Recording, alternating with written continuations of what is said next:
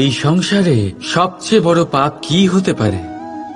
কেউ বলবেন অসত্য, কেউ বলবেন ছলনা, আবার কেউ বলবেন লালসা। না, সংসারে সবচেয়ে বড় পাপ হলো নারী জাতির অসম্মান, নারীর মান ভঙ্গ করা।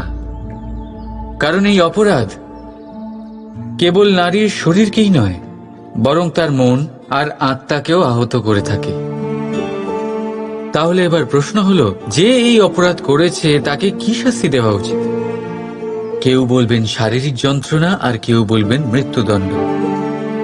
কিন্তু এই অপরাধের শাস্তি নির্ধারণ করার আগে এটা জানার কি কোনো প্রয়োজন নেই যে অপরাধী আসলে কে? এখন আপনি বলবেন সহজ ব্যাপার, সেই পুরুষ যে নারীর মান ভঙ্গ করেছে। কিন্তু এ কি সম্পূর্ণ সত্যি? নিজের অপমানের জন্য, নিজের সম্মানকে নিজেই হারানোর জন্য কখনো নারী কি নিজে দায়ী হতে পারে না? ভেবে দেখুন, সম্মানহানির থেকে বাঁচার জন্য সর্বপ্রথম সম্মানের সীমার ওপর নজর দেওয়া প্রয়োজন। রাবণ সীতার হরণ এই জন্যই করতে পেরেছিলেন কারণ সীতা নিজের বোকামোর জন্য রাবণের সেই সীমা উল্লঙ্ঘন করা সহজ করে দিয়েছিলেন। কিন্তু অশোক বাটিকাতে সেই সীতাকেই রাবণ স্পর্শ পর্যন্ত করতে পারেননি, কারণ সে রাবণ আর তার মাঝখানে ঘাস দিয়ে একটা ছোট রেখা বানিয়ে দিয়েছিলেন।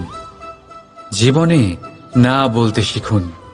যদি কেউ আপনার সম্মানের সীমা পার করতে চেষ্টা করে তাহলে তাকে সেখানেই আটকাতে শিখুন।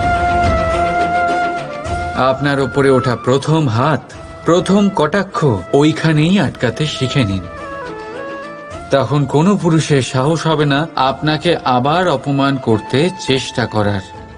কারণ নারী জননী, পূজনীয়। তাই নিজেকে দুর্বল মনে করে আপনি অপরাধী হবেন না।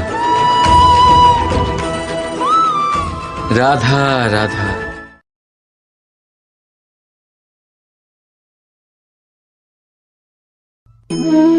প্রকৃতি প্রত্যেক জীবকে অনুভূতি দিয়েছে যাতে সে নিশ্চল না হয়, কোনো না কোনো কর্ম করতে থাকে। আর সেই অনুভূতি হল খিদে। পশু, পক্ষী, প্রাণী পরিশ্রম করতে থাকে নিজের খিদে মেটানোর জন্য। কিন্তু অন্য জীবের মতো মানুষের খিদে কি তার পেট অবধি সীমিত থাকে? পেটের খিদে মেটাতে মেটাতে কখন যে এই খিদে মন আর মায়ার তৃষ্ণায় রূপান্তরিত হয় আমরা বুঝতেই পারি না। আর বেশিরভাগ ক্ষেত্রে এই তৃষ্ণা অর্থ সংগ্রহ করা অবধি সীমিত থাকে। নিজের জীবন ধারণ ছেড়ে কার জন্য এই অর্থ সংগ্রহ করছেন আপনি? আগামী প্রজন্মের জন্য। বড়ই বিচিত্র, তাই না? নিজের জীবন ধারণ ছেড়ে অর্থ সংগ্রহ করতে করতে নিজের জীবনের সুখ বিসর্জন দিচ্ছেন, আর আগামী প্রজন্মকে কাজ করার থেকেও আটকাচ্ছেন। পুত্র যখন কুপুত্র তখন কেন অর্থ সঞ্চয়? পুত্র যখন সুপুত্র তখন কেন অর্থ সঞ্চয়? নিজের সন্তানকে সংস্কার দিন, অর্থ নয়। যদি সন্তান সংস্কারী হয় তখন সে নিজের এক সংসার তৈরি করবে।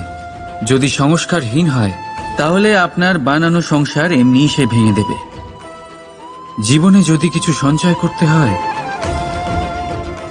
তাহলে জ্ঞান সঞ্চয় করুন, প্রেম সঞ্চয় করুন, আর আমার সাথে ভালোবেসে বলুন রাধা রাধা। এই হিরেটা দেখতে পাচ্ছেন আপনি?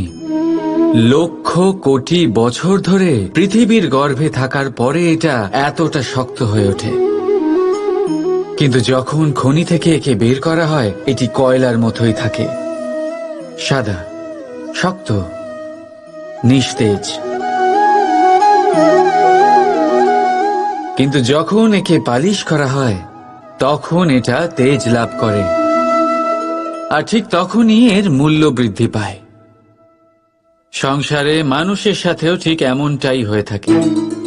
মানুষের বুদ্ধি, মেধা, অভিজ্ঞতা সেই বছরগুলোর জন্য বৃদ্ধি পায় না যে বছরগুলো আমরা জীবনে কাটিয়েছি, বরং সেই মুহূর্ত থেকে ফুটে ওঠে যখন আমরা কষ্টের সম্মুখীন হয়েছি, বিপদের সম্মুখীন হই, সংকট পেরিয়েছি, ছলনা আর ক্লেশ সহ্য করেছি।